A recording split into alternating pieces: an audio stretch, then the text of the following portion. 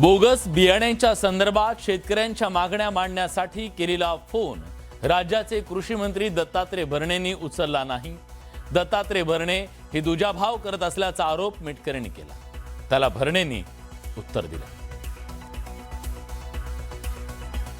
त्याच खात्याचे मंत्री पक्षाच्याच एका कार्यकर्त्यांनी 5दा फोन केल्यावर उचलत नाहीत, मात्र आमदार रवी राणाचा फोन एका मिनिटात उचलून त्यांच्यासोबत संवाद साधतात। याला म्हणतात घर की मुलगी दाल बराबर।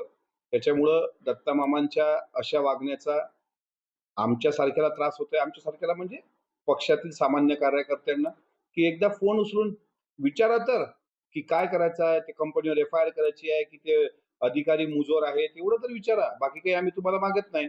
त्यामुळे आमच्याशी केलेला दुजाभाव हा वेदनादायी होता। अमोल मिटकरी साहेब खूप मोठे नेते आहेत।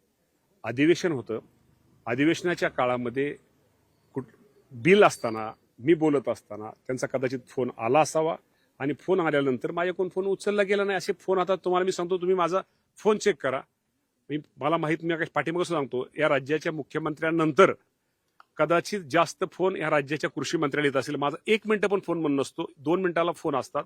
त्यामुळे अमोल मिटकरी साहेब, मी आज सभागृहात असल्यामुळे अमोल मिटकरी साहेबांचा गैरसमज झाला असावा।